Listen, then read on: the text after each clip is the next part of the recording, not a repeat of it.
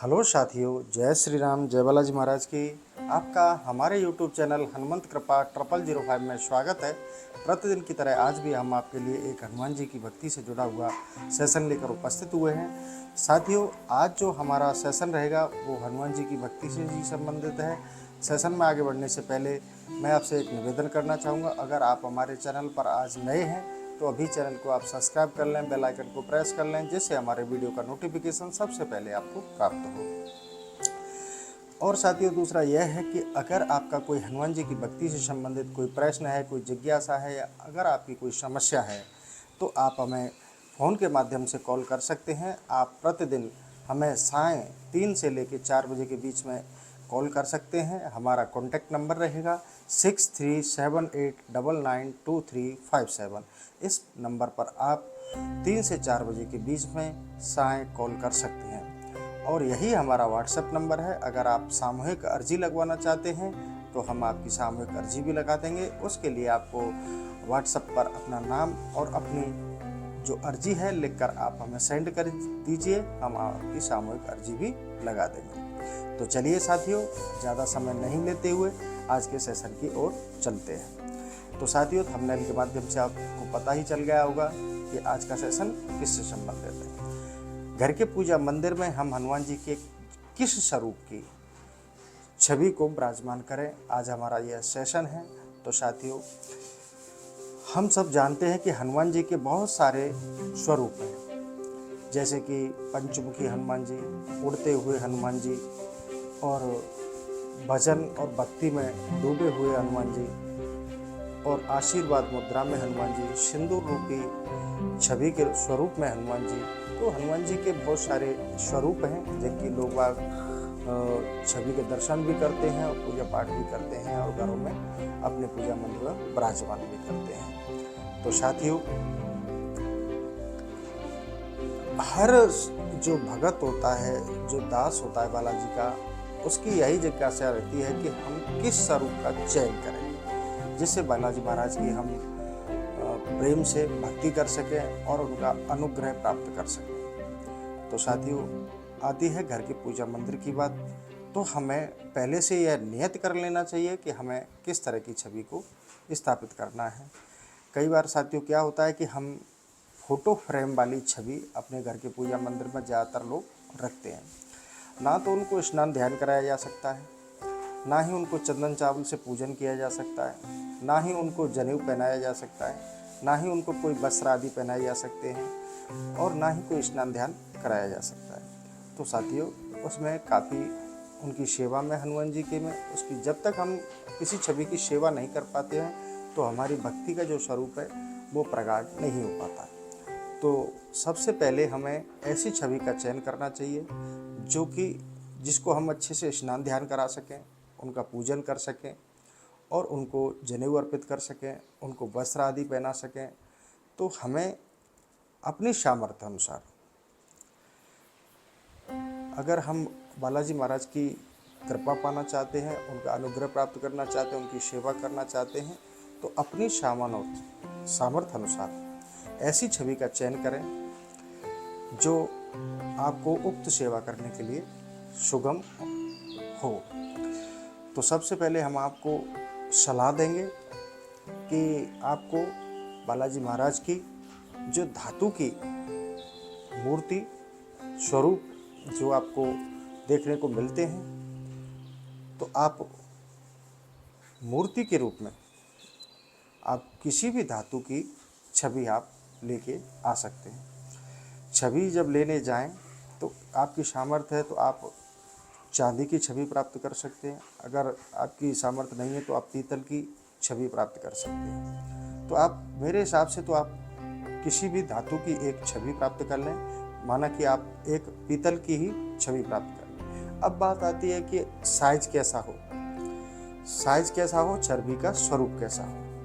घर के पूजा मंदिर में साथियों जो छवि रखते हैं और भगवान का भक्ति अनुग्रह प्राप्त करना चाहते हैं, तो आशीर्वाद मुद्रा में जो बैठी हुई हनुमान जी की मूर्ति होती है वह पूजा पाठ के लिए, गृहस्थों के लिए सबसे ज़्यादा अच्छी रहती है, जिसमें आशीर्वाद मुद्रा हो, प्रभु का बैठा हुआ स्वरूप बहुत ही अति सुंदर होता है।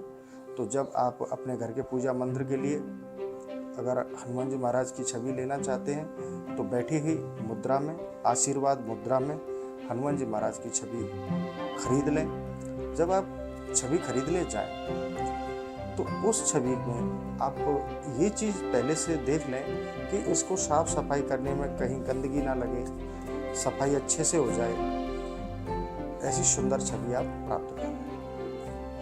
उस छवि में आप सबसे विशेष चीज़ एक और देखें कि उसकी जो छवि है, उसकी जो शक्ल है वो स्वच्छ स्पष्ट दिखाई दे। उसकी जैसे आंखें हैं, नाक है, आंखों का स्पष्ट दिखाई देना, आंखों में कोई त्रुटि नहीं हो, ऐसा आप देख लें और उसको आप खरीद कर लाएं। और अब बात आती है साइज़ की कि साइज़ कितना बड़ा हो। साइज़ में आप कम से कम 5 इंच की हाइट में वो छवि खरीदें। कम से कम मिनिमम 5 इंच की हाइट हो या फिर 8 इंच का हाइट हो, ये आप देख लें और ये पीतल की छवि आप खरीद लें। छवि का स्वरूप बैठा हुआ और आशीर्वाद मुद्रा में हो तो बहुत ही बेहतर है। बहुत सारे भक्तों का प्रश्न आता है कि महाराज हम पंचमुखी छवि विराजमान करें तो पंचमुखी छवि का यह रहता है कि उसमें सभी स्वरूप हैं। पंचमुख के रूप में जो स्वरूप हैं उनमें जो भक्ति का जो हमारा स्वरूप होता है वो कम झलकता है। तो आप पंचमुखी हनुमान जी की अगर पहले से विराजमान कर रखें और आपका प्रेम है छवि के स्वरूप के प्रति तो आप वह रखिए, कोई चेंज मत करिएगा।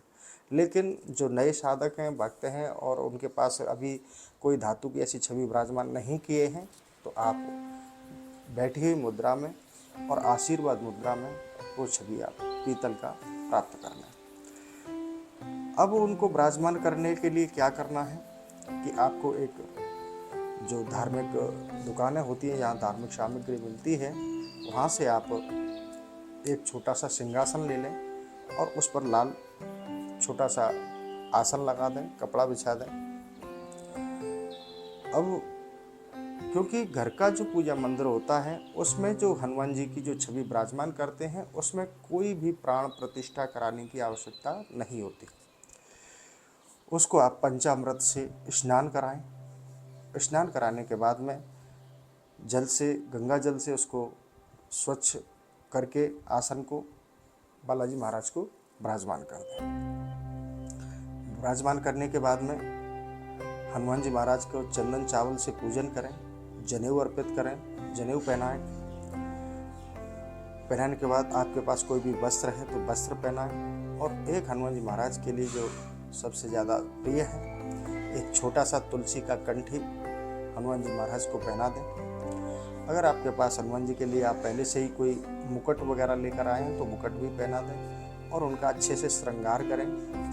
श्रृंगार करने के बाद में वस्त्र आदि जब पहना दिए आपने तो हनुमान जी को सबसे प्रिय है केवड़ा का इत्र, तो आप थोड़ा सा केवड़ा का इत्र उनके वस्त्र आदि से लगा दें।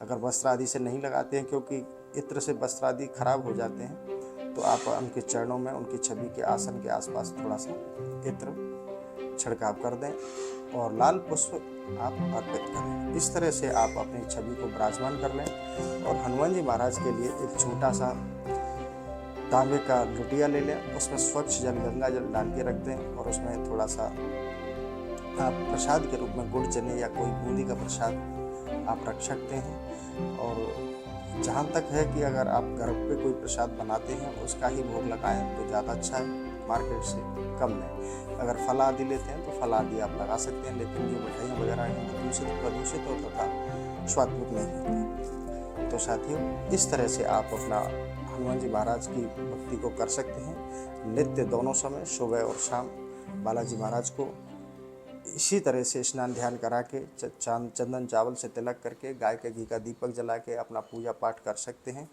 पाठ प्रारंभ करने से, जैसे आप हनुमान चालीसा करते हैं, उससे पहले से राम जी की स्तुति का, उनको स्तुति सुनाएं, फिर हनुमान चालीसा का पाठ करें। ये तो हमारे हनुमान जी का अपने घर के पूजा मंदिर में किस छवि को विराजमान करना और कैसे विराजमान करना, यहाँ तक हमारी बात पूरी हुई। अब हनुमान जी की अनुग्रह और कृपा प्राप्त करने के लिए छवि विराजमान कर चुके हैं तो अब उनके लिए एक सबसे प्रिय वस्तु है उसकी आवश्यकता पड़ती है राम दरबार। एक आप राम दरबार का ऐसा नहीं कि आप धातु का ही लीजिए, अगर आपके पास सेवा के लिए आपने धातु की छवि विराजमान कर ली है तो आप एक राम दरबार का फोटो फ्रेम बनवाइए सुंदर सा, जिस राम दरबार में ब्रह्मा, शिव, नारद जी, भरत जी, भाई और लक्ष्मण जी और हनुमान जी सभी का उसमें फोटो हो, यहाँ तक कि शिव जी का भी। तो वो श्री राम दरबार की फ़ोटो फ्रेम अपने घर के पूजा मंदिर में रखिए। बस इससे ज़्यादा आप कुछ छवि वगैरह रखने की आवश्यकता नहीं, बस इतने से आपको काम बन जाएगा। गाय के घी का दीपक जलाइए, पूजा पाठ करिए, हनुमान जी का अनुग्रह प्राप्त होगा। अब साथियों एक प्रश्न और बचता है, बहुत सारे भक्त कहते हैं कि महाराज जी पंचमुखी हनुमान जी का फोटो अगर आपके घर में नकारात्मकता अधिक रहती है, घर में लड़ाई झगड़े अधिक रहते हैं, या फिर आपको ऐसा संशय रहता है कि कोई व्यक्ति हम पर तंत्र मंत्र विद्या करवाता है या आपको नुकसान होता है, तो आप अपने घर के मंदिर में एक छोटा फोटो फ्रेम पंचमुखी हनुमान जी का लेकर दक्षिण मुख की ओर दिशा करके उनका मुख पंचमुखी हनुमान जी की तस्वीर का वो दक्षिण दिशा की ओर मुख करके रख दें, तो निश्चित आपके घर में कोई भी तंत्र मंत्र, प्रेत बाधा और जो भी कुछ नकारात्मकता है वो नहीं आएगी, और आप ऐसा करके पंचमुखी हनुमान जी का रख सकते हैं। लेकिन ऐसा नहीं कि आप हनुमान जी की बहुत सारी छवि ला के कहीं उड़ते हुए हनुमान जी का कभी कैसी, तो आप ज़्यादा प्रपंच में नहीं पड़ें, सिर्फ एक ही छवि रखें। दूसरा साथियों, देखने में आता है कई सारे लोग पूछते भी हैं कि हम जो सिंदूरी मूर्ति का छोटा सा छवि है वो रख सकते हैं क्या, और हम घर में चोला अर्पित कर सकते हैं। तो मैं साथियों सबसे निवेदन करना चाहूँगा कि जो हनुमान जी की सिंदूरी जो छवि होती है उसको घर के पूजा मंदिर में स्थापित नहीं करना चाहिए, क्योंकि उसके लिए बहुत ही पवित्रता की आवश्यकता होती है और बहुत ही बड़ा नियम वगैरह होते हैं। तो क्योंकि घर में महिलाएं भी होते हैं, छोटे बच्चे भी होते हैं और बहुत सारे, क्योंकि वहाँ स्वात्विकता का हवा रहता है। तो सिंदूरी मूर्ति की जो छवि है अपने घर के पूजा मंदिर में विराजमान नहीं करें, क्योंकि वो मंदिर बड़े बड़े मंदिरों में और वहाँ प्राण प्रतिष्ठित करके ही स्थापित की जाती है।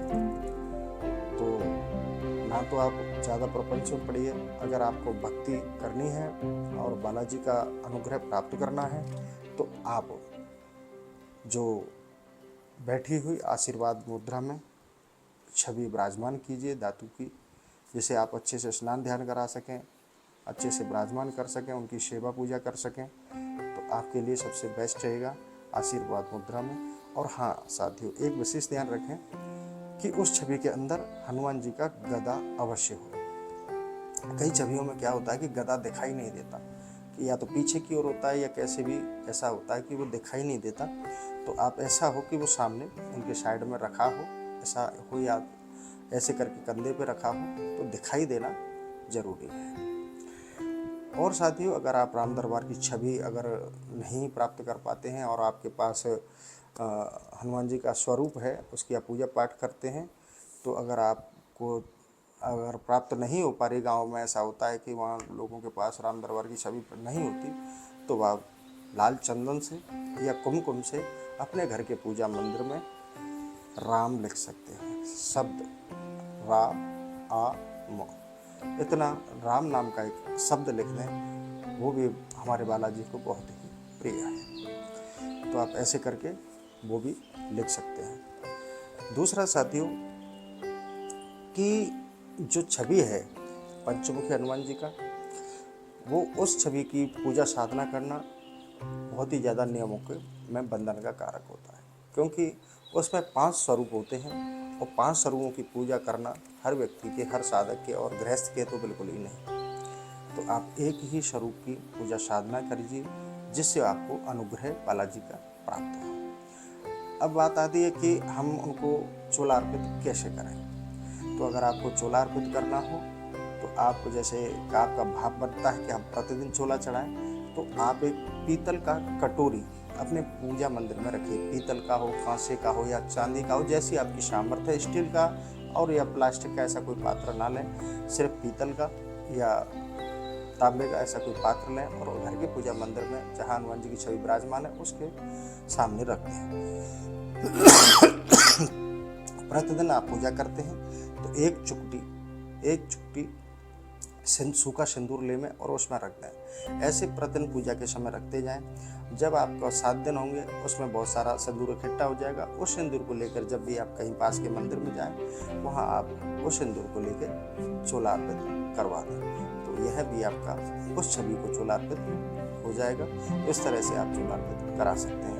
और रही बात छवियों की, ज़्यादा प्रपंच पर नहीं पड़े कि हम पंचमुखी रखें या उड़ते हुए रखें। हाँ, अगर आपके घर में ज़्यादा ही भक्ति का स्वरूप है, सभी लोग भक्ति में हैं, सभी लोग आध्यात्मिक मार्ग में चलने वाले हैं, तो आप हनुमान जी का जो भजन मुद्रा होती है उस छवि को भी आप विराजमान कर सकते हैं। जो भजन मुद्रा में बिल्कुल जो पद्मासन में आलती पालती लगा के आसन पर बैठे हुए हनुमान जी और बिल्कुल भगवान राम के भजन में तल्लीन अवस्था की जो छवि स्वरूप होता है, आप वो भी रख सकते हैं। उस छवि को रखने से आपके हृदय को शांति और भक्ति प्राप्त होती है।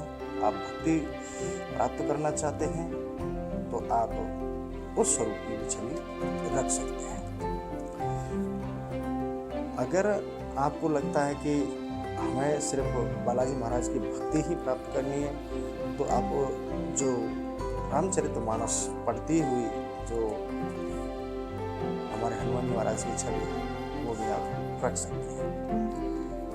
तो इस तरह से आपको जो छवि रखनी है, किस तरह से रखनी है, किस तरह से उनको स्थापित करना है, कैसे उनका पूजन करना है और किस तरह से उनको पूजा पाठ कर रिझाना है, वो सारा एक भक्त के ऊपर डिपेंड करता है। तो आप अच्छे से एक पीतल की छवि पर जज कीजिए जो स्वच्छ हो, सुंदर हो, और उसको सिंहासन पर विराजमान करिए। उसको पूजन वस्त्र आदि समर्पण कर पहना कर अच्छे से फिर उनका पूजन कीजिए और छवि को हृदय में विराजमान रखिए। बालाजी की कृपा आपको प्राप्त हो। साथियों, इसी के साथ आज का जो हमारा सेशन था, तो आप सबकी समझ में यह आ गया होगा कि किस स्वरूप को हमें अपने घर के पूजा मंदिर में स्थापित करना है, किस तरह से करना है। तो इसी के साथ साथियों मैं आज का सेशन यही समाप्त करता हूँ। अगर आपका फिर भी कोई प्रश्न जिज्ञासा हो तो आप हमें कमेंट के माध्यम से पूछ सकते हैं, हम आपके कमेंट का जवाब अवश्य देंगे। तो चलिए साथियों, इसी के साथ आज का सेशन यही हम समाप्त करते हैं। जय श्री राम, जय बालाजी महाराज की।